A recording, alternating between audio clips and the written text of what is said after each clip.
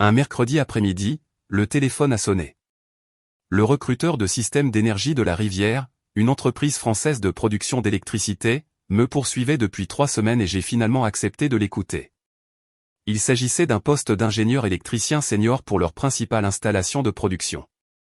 Le salaire était de 90 000 € par an, plus les heures supplémentaires qui pouvaient le faire grimper à 110 000 €. Tous les avantages sociaux, une participation à la retraite, une aide à la réinstallation, le genre d'offre qu'on ne peut pas ignorer. Le hic ? L'usine était située à Saint-Amand-les-Eaux, une ville de 16 000 habitants dans le nord, à 2 heures de toute grande ville. Le soir même, j'étais assis à la table de la cuisine avec la proposition d'emploi devant moi. Ma femme, Sophie, est entrée, toujours dans sa tenue de yoga de son studio en centre-ville. Elle s'est servi un verre de vin et a jeté un coup d'œil au papier. C'est quoi, cette offre d'emploi ? Un poste d'ingénieur senior dans une centrale électrique. Elle a pris une gorgée. Où ça ? Saint-Amand-les-Eaux. C'est dans le nord, à environ 4 heures d'ici. Son visage a changé instantanément. Tu n'y penses pas sérieusement ? C'est une opportunité importante. Le salaire, à lui seul. Je me fiche du salaire. Elle a posé son verre de vin plus fort que nécessaire. Je ne vais pas déménager dans une petite ville ennuyeuse au milieu de nulle part. Le paquet de rémunération est exceptionnel. Nous pourrions quoi ? Échanger notre vie ici contre quoi ? Une ville avec un supermarché et une station-service ? Pas de restaurant, pas de culture, rien à faire. J'ai gardé ma voix calme. Il y a plus à Saint-Amand-les-Eaux que ça. Et le potentiel d'évolution de carrière. J'ai une vie ici, a-t-elle fait un geste vague vers la fenêtre, vers la ville au-delà. Mes amis sont ici. Mon studio de yoga, mon club de lecture se réunit tous les jeudis. Karen et moi avons des brunchs prévus tous les dimanches. Tu t'attends à ce que j'abandonne tout ça pour ton travail d'ingénieur ennuyeux. J'ai remarqué qu'elle ne m'avait pas mentionné dans cette liste. Notre mariage, nous. Ce serait un nouveau départ, ai-je dit prudemment. Elle a ri, mais il n'y avait aucun humour dans son rire. Un nouveau départ dans une ville où la plus grande excitation est probablement le match de football du lycée le vendredi soir ? Non merci. Dis-leur que tu n'es pas intéressé. J'ai relu la proposition d'emploi. 6 ans à mon emploi actuel, gagnant à peine 35 000 €, de longues heures, aucune opportunité d'avancement. Pendant ce temps, elle dépensait librement pour des cours de fitness en boutique, des week-ends entre amis, des sacs à main de créateurs qu'elle portait une seule fois. Je vais y réfléchir, ai-je dit. Réfléchir à quoi ? Il n'y a rien à réfléchir. Nous ne déménageons pas. Tu ne déménages pas, ai-je corrigé tranquillement. Elle m'a regardé fixement. Excuse-moi. J'ai dit, tu ne déménages pas. Je n'ai rien dit à mon sujet. Son expression est passée de la surprise à la colère. Tu me menaces ? J'examine une offre d'emploi qui pourrait changer complètement notre situation financière. Tu as clairement exprimé ta position. Je clarifie la mienne aussi. Tu bluffes. Tu ne partirais pas sans moi. Je me suis levé, ramassant les papiers. Nous verrons bien. Elle m'a appelé alors que je me dirigeais vers mon bureau à domicile. Tu seras de retour dans 2 semaines quand tu réaliseras à quel point tu es malheureux. La vie en petite ville n'est pas ce que tu penses. J'ai fermé la porte et je me suis assis à mon bureau. L'offre d'emploi était devant moi. 90 000 € de base. Des heures supplémentaires, des avantages qui couvraient réellement des choses. Le respect d'un employeur qui me recrutait activement. J'ai ouvert mon ordinateur portable et tapé un email au recruteur. Bref et professionnel. J'ai accepté le poste et demandé la date de début la plus proche possible. La réponse est arrivée en 10 minutes. Il pouvait me faire commencer dans 3 semaines si cela me convenait. La prime de réinstallation serait traitée immédiatement. J'ai cliqué sur répondre et confirmer. Ma femme était toujours dans la cuisine quand je suis revenu.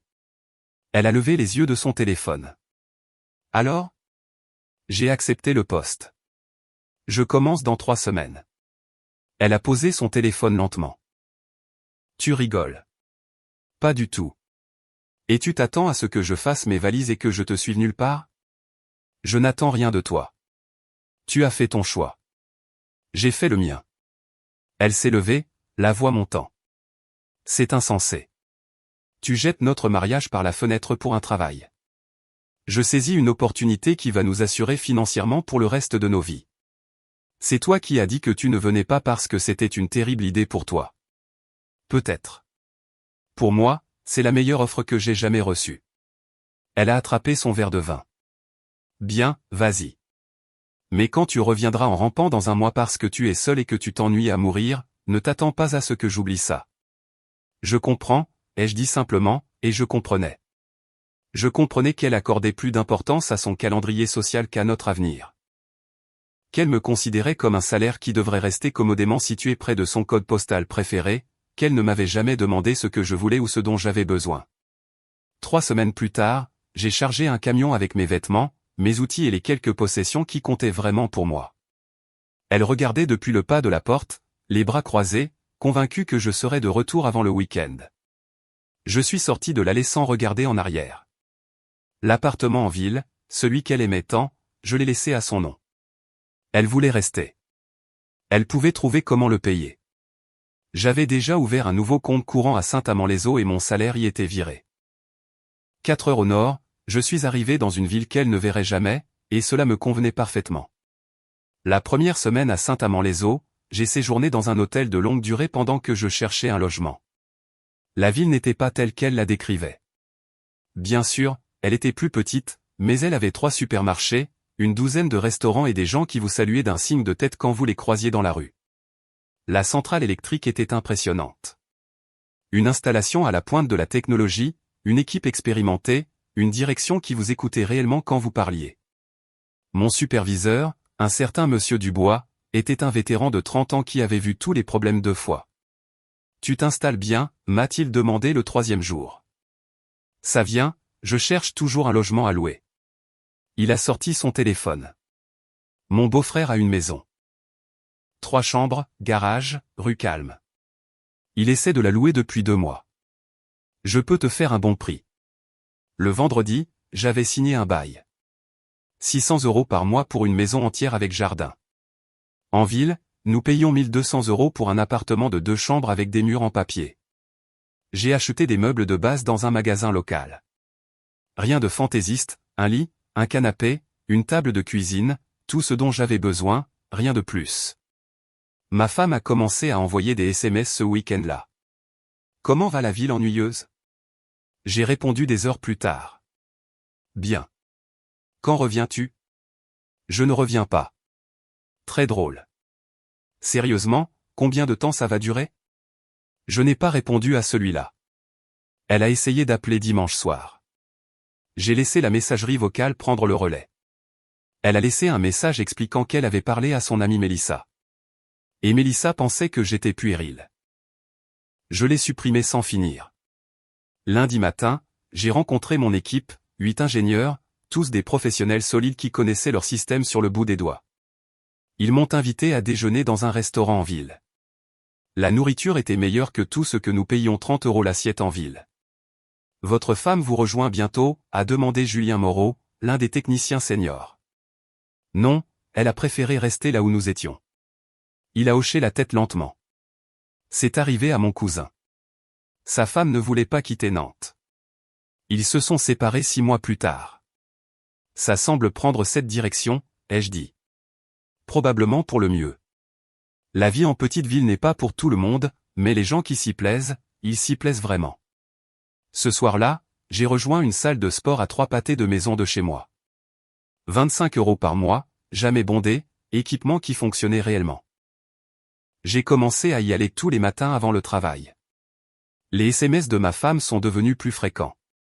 Nous devons parler des factures. Le loyer est dû. Je ne peux pas payer cet endroit seul. J'ai répondu à celui-là. Le bail est à nos 2 noms. Débrouille-toi. Tu es sérieux là? Complètement. Elle a appelé. J'ai répondu cette fois. Tu ne peux pas simplement m'abandonner avec toutes les factures. Je n'abandonne rien. Tu as choisi de rester. L'appartement est à toi. La responsabilité est à toi. Je ne gagne pas assez pour couvrir ça. Alors trouve un colocataire ou déménage quelque part de moins cher ou trouve un emploi mieux rémunéré. Ce sont toutes des options. Tu es cruel. Je suis honnête. Tu as dit que tu ne déménageais pas. Tu as dit que ta vie était là, alors vis ta vie là-bas. Elle m'a raccroché au nez. Je suis retourné à ma soirée, j'ai préparé le dîner, regardé un match de hockey, me suis couché tôt. Pas de drame, pas de dispute, pas de précaution à prendre autour de l'humeur de quelqu'un. La deuxième semaine, j'ai reçu ma première paie. Après impôts et avantages, c'était plus que ce que je gagnais en un mois auparavant. J'ai mis en place des paiements automatiques pour ma moitié du loyer de l'appartement en ville, mais rien de plus. Elle utilisait librement notre carte de crédit commune depuis des années. Je l'ai annulée. Ces SMS ce vendredi-là étaient furieux. Ma carte a été refusée au brunch. Tu as annulé notre carte de crédit? Comment suis-je censé payer quoi que ce soit? J'ai répondu une seule fois, avec ton propre argent. Elle a essayé d'appeler 6 fois. J'étais à un dîner de travail avec l'équipe, célébrant la réussite d'un projet de maintenance majeur. J'ai mis mon téléphone en silencieux et j'ai profité de la soirée.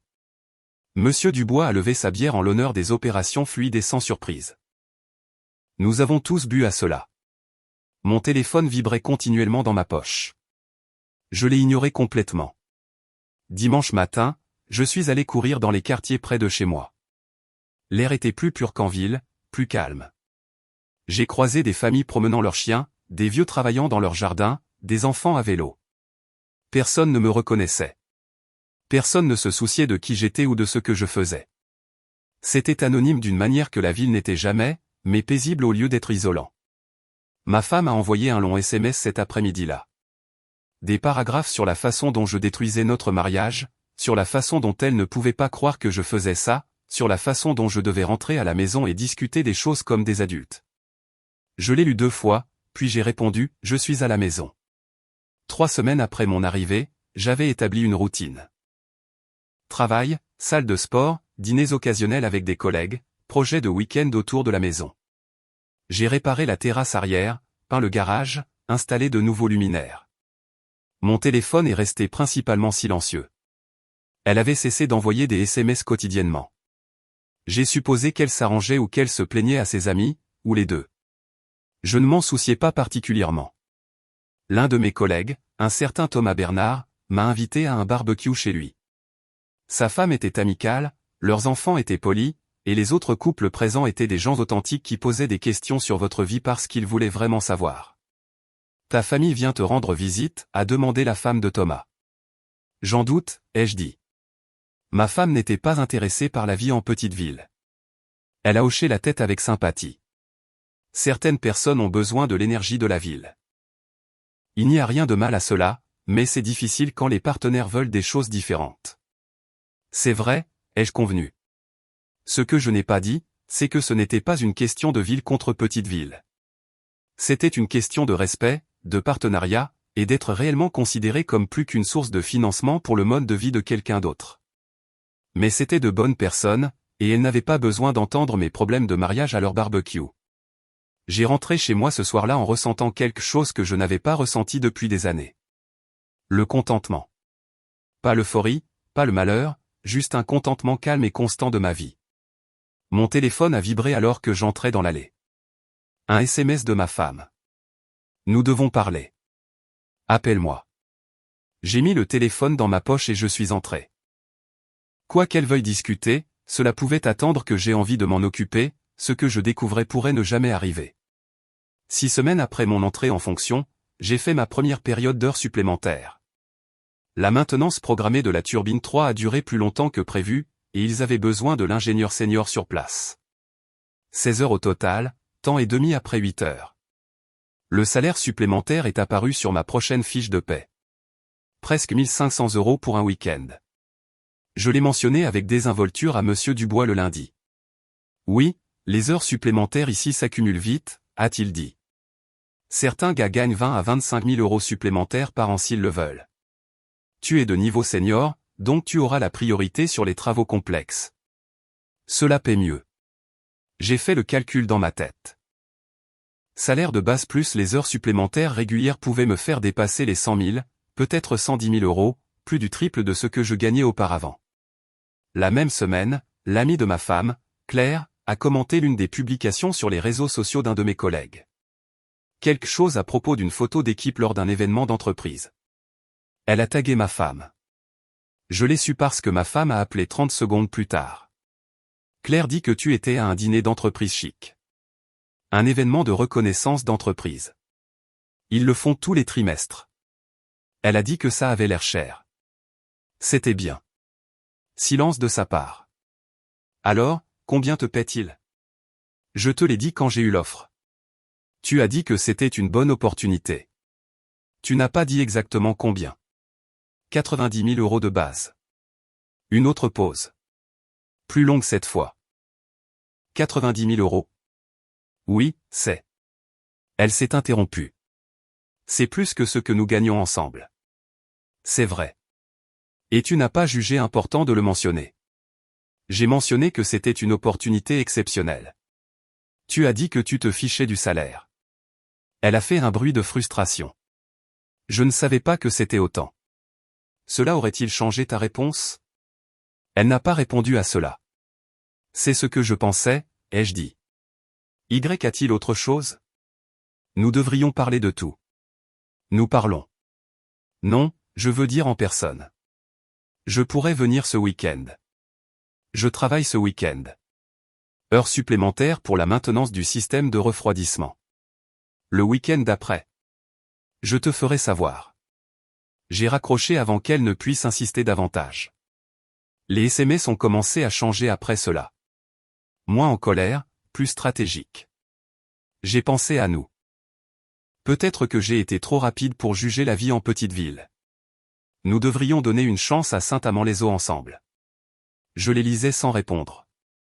Le schéma était évident. Elle avait découvert l'argent et soudain, la petite ville ennuyeuse n'était plus si ennuyeuse. Monsieur Dubois m'a remarqué en train de regarder mon téléphone pendant la pause et a souri. Laisse-moi deviner, quelqu'un à la maison s'intéresse soudainement à la façon dont tu vas. Quelque chose comme ça. Vieille histoire. Ils ne s'en soucient pas tant qu'ils ne savent pas ce qu'il manque. Thomas est arrivé avec un café. Ta femme a finalement compris ce que gagnent les ingénieurs d'une centrale électrique? Il semble que oui. Mon ex a fait la même chose, a dit Thomas. Elle m'a dit que je gâchais mon potentiel en travaillant à l'usine. Puis son nouveau petit ami a fait faillite et soudain elle m'appelle pour me dire que nous devrions réessayer. Il a bu son café. J'avais épousé quelqu'un d'autre à ce moment-là. Combien de temps cela a-t-il pris, ai-je demandé pour qu'elle change d'avis. Environ 2 mois après que j'ai acheté mon premier nouveau camion en 10 ans. Elle l'a vu sur un parking de supermarché et a fait le calcul. J'ai fait des heures supplémentaires ce week-end-là. 20 heures de travail pour une mise à niveau du système qui ne pouvait pas attendre. Dimanche soir, je suis rentré épuisé mais satisfait. Le travail était stimulant, l'équipe était compétente, et le chèque serait conséquent. Ma femme avait envoyé 14 messages. Tu m'ignores? C'est puéril. J'essaie de réparer les choses. Tu ne peux pas simplement me rejeter. J'ai parlé à ma mère. Elle pense que nous devrions aller en thérapie de couple. J'ai répondu à celui-là. Alors ta mère peut payer pour ça. Elle a appelé immédiatement. J'ai laissé sonner. Elle a rappelé. J'ai répondu au 3e essai. Nous devons en parler comme des adultes, a-t-elle dit. J'écoute. Pas au téléphone. Je viens ce week-end. Je ne t'ai pas invité. Je n'ai pas besoin d'invitation. Nous sommes toujours mariés. À peine. Qu'est-ce que ça veut dire? Cela signifie que tu as clairement fait savoir que ta vie était plus importante que notre mariage. J'ai accepté cela et je suis passé à autre chose. Maintenant, tu veux revenir sur cette décision parce que la situation financière a changé. Je ne suis pas intéressé à participer. Tu es injuste. Je suis honnête. Il y a une différence. Je veux venir voir où tu vis pour parler face à face. J'y ai réfléchi. Une partie de moi voulait dire non catégoriquement, mais une autre partie voulait qu'elle voie exactement ce qu'elle avait rejeté. D'accord. Samedi prochain, tu peux rester une nuit. Chambre d'amis. Chambre d'amis? Tu as fait ton choix. Ce sont les conséquences. Elle est arrivée samedi après-midi dans sa Mercedes, celle que je payais depuis 3 ans. Elle s'est garée devant ma maison et est sortie lentement, regardant autour d'elle comme si elle avait atterri sur une autre planète. Je l'ai regardée depuis le porche. Elle s'est approchée en portant un sac de nuit. C'est la maison? C'est ça. C'est joli. Plus grand que ce que j'attendais. 3 chambres, 2 salles de bain, garage, jardin. 600 € par mois. Ses yeux se sont écarquillés. C'est la moitié de ce que nous payons. Je suis au courant. Elle m'a suivi à l'intérieur. J'avais nettoyé ce matin-là, mais je n'avais rien fait de spécial. La maison ressemblait à ce qu'elle était, un endroit confortable où quelqu'un vivait simplement. Où sont tous nos meubles, a-t-elle demandé. Tu les as gardés. C'est les miens. Elle a posé son sac. Pouvons-nous parler? C'est pour ça que tu es là. Elle s'est assise sur le canapé. J'ai pris la chaise en face d'elle. Tu me manques, a-t-elle dit. Je n'ai pas répondu. Je sais que je n'ai pas été supportive pour le déménagement. J'aurais dû l'être. Tu as été honnête sur ce que tu voulais. J'ai apprécié cela, mais je me suis trompé. Je peux le voir maintenant. Ça pourrait marcher. Qu'est-ce qui t'a fait changer d'avis, ai-je demandé. C'est la ville, la maison ou le salaire? Elle a hésité. Ce n'est pas juste. Réponds à la question. D'accord, oui, connaître l'aspect financier aide. Mais ce n'est pas la seule raison. C'est la raison principale, cependant. Elle a détourné le regard. Tu réussis bien. Mieux qu'avant. Je veux en faire partie. Tu voulais faire partie de ma vie quand c'était pratique pour toi et ton emploi du temps social. Maintenant, c'est pratique pour ton compte en banque. Je ne vois pas beaucoup de différence. Les gens changent. Les priorités changent. C'est vrai, ai-je convenu. Les miennes ont changé quand tu m'as dit que tes brunchs étaient plus importants que notre avenir. Nous sommes restés silencieux un instant. Où allons-nous à partir de maintenant, a-t-elle finalement demandé. Je ne sais pas, ai-je dit. Mais je sais que quoi qu'il arrive ensuite, ce sera à mes conditions, pas aux tiennes. Son expression s'est légèrement durcie. Le jeu de la gentillesse s'est estompé. Bien. Je préférais le mépris honnête à l'affection simulée de toute façon. Elle est restée jusqu'à dimanche. Je lui ai fait visiter la ville samedi soir, le centre-ville, les restaurants, le parc au bord de la rivière. Elle a essayé de trouver des choses à critiquer, mais n'a rien trouvé. Saint-Amand-les-Eaux n'était pas glamour, mais ce n'était pas non plus le désert qu'elle décrivait. C'est pittoresque, a-t-elle finalement dit. Mais où vas-tu pour te divertir? Je travaille. Je vais à la salle de sport. Je dîne avec des collègues. Je n'ai pas besoin de grand-chose d'autre. Ça a l'air solitaire. C'est paisible. Il y a une différence. Nous avons dîné dans un steakhouse en ville. Elle a commandé l'article le plus cher du menu et du vin qu'elle ne toucherait à peine. Vieilles habitudes.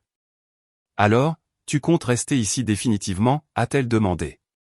C'est le plan. Et tu t'attends à ce que j'abandonne tout et que je déménage ici? Je n'attends rien de toi. Tu as clairement exprimé tes préférences à plusieurs reprises. Elle a posé sa fourchette. Et si je disais que je serais prête à faire des compromis? Passer les week-ends ici. Garder l'appartement en ville pendant la semaine. Dans quel but? Pour que nous puissions faire fonctionner cela. Faire fonctionner quoi? Exactement. Un mariage à temps partiel où tu te montres quand c'est pratique. C'est mieux que ça. Je ne suis pas d'accord. Elle a pris son verre de vin. Tu as changé. J'ai cessé d'accepter moins que ce que je mérite. Si c'est un changement, alors oui. Tu es plus froid, plus dur.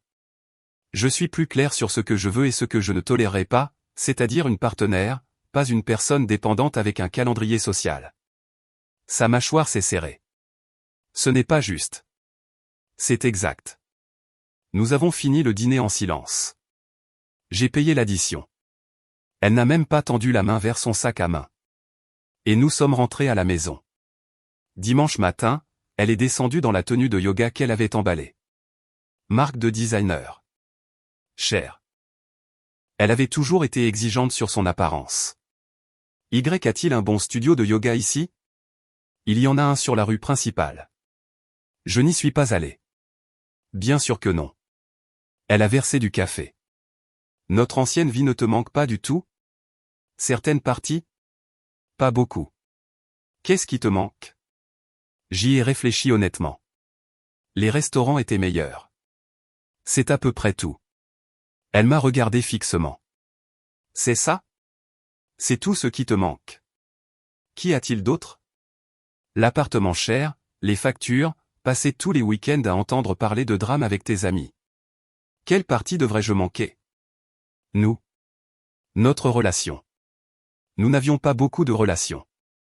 Nous avions un arrangement de vie où je payais les choses et tu les consommais. C'est incroyablement injuste. Alors dis-moi que j'ai tort.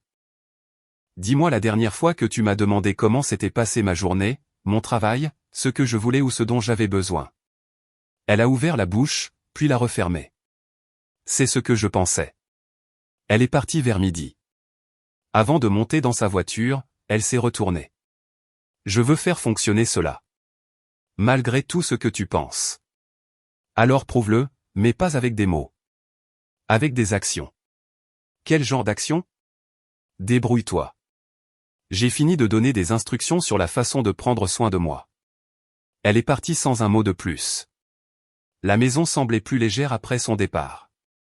J'ai passé l'après-midi à travailler dans le garage, à organiser des outils, à installer un meilleur éclairage. Un travail simple et satisfaisant. Mon téléphone a vibré vers 18 heures. Un SMS d'elle. Merci de m'avoir laissé te rendre visite. J'ai beaucoup à réfléchir. Je n'ai pas répondu. Lundi au travail, Monsieur Dubois a demandé comment s'était passé le week-end. Elle est venue, elle est restée une nuit, et elle veut arranger les choses maintenant qu'elle connaît la situation financière. Étonnant, a-t-il dit sèchement. Qu'est-ce que tu vas faire? Rien. La balle est dans son camp. Tu ne vas pas essayer de sauver le mariage? Je ne vais pas supplier quelqu'un de me valoriser. Si elle comprend d'elle-même, nous pourrons parler. Si elle ne le fait pas, ça me va de toute façon. Thomas a entendu et s'est approché. Sans froid. Je respecte ça. Pas sans froid. Juste fatigué d'être traité comme un distributeur de billets avec des sentiments. C'est juste, a dit Thomas. Ma femme et moi recevons des amis samedi. Barbecue. Rien de fantaisiste. Tu devrais venir. J'y serai. Cette semaine-là, ma femme a envoyé des SMS tous les jours. Des nouvelles de sa vie, des questions sur la mienne, des tentatives de conversation. J'ai répondu à peut-être un message sur 4. Assez pour ne pas être cruel, mais pas assez pour l'encourager. Jeudi soir, elle a appelé. Tu es distant. Je suis cohérent. Tu sais où j'en suis. J'essaie là. Vraiment? Où essaies-tu de sécuriser ton avenir financier? Pourquoi tu continues à dire ça? Parce qu'il y a 6 semaines, tu ne pouvais pas te déranger pour répondre à mes SMS. Maintenant tu appelles tous les 2 jours. La seule chose qui a changé, c'est que tu as découvert l'argent. Les gens peuvent réaliser qu'ils ont fait des erreurs. Ils le peuvent. Mais pardonne-moi d'être sceptique quand la réalisation coïncide parfaitement avec la découverte d'un salaire à 6 chiffres. Elle est restée silencieuse un instant. Qu'est-ce que tu veux de moi? Je veux que tu sois honnête avec toi-même et avec moi. Es-tu intéressé par moi ou par ce que je peux t'offrir? Ce n'est pas une question juste. C'est une question très juste. Et le fait que tu ne veuilles pas y répondre me dit tout ce que j'ai besoin de savoir. J'ai besoin de temps. Prends tout le temps que tu veux. Je ne vais nulle part. Vendredi après-midi, j'ai été convoqué à une réunion d'urgence. Problème avec le système de distribution. Nécessitait la signature d'un ingénieur senior. J'ai travaillé jusqu'à minuit. Coordonné avec l'équipe, tout a été réglé. Samedi matin, je me suis réveillé avec 17 SMS de ma femme. Elle avait vu sur les réseaux sociaux que j'étais resté tard à l'usine. L'un de mes collègues avait posté une photo de l'équipe pendant la crise. Ma femme voulait savoir pourquoi je ne lui avais pas dit, pourquoi je ne la tenais pas informée, pourquoi je semblais l'exclure de ma vie. J'ai répondu une seule fois, parce que tu ne fais pas partie de cette vie. Tu as fait ce choix. Elle a appelé. J'ai refusé. Elle a rappelé. J'ai éteint mon téléphone et je suis allé au barbecue de Thomas. L'après-midi était exactement ce dont j'avais besoin. Des bonnes personnes, de la bonne nourriture, des conversations authentiques. La femme de Thomas m'a demandé si je voyais quelqu'un. Techniquement toujours marié, ai-je dit. Techniquement, ça pèse beaucoup dans cette phrase. Elle a observé. C'est vrai. Quand ça changera, il y a une prof à mon école, récemment divorcée, intelligente, aime la randonnée. Je pense que vous vous entendriez bien. Je garderai ça à l'esprit. J'ai rentré chez moi ce soir-là en ressentant quelque chose que je n'avais pas ressenti depuis des mois.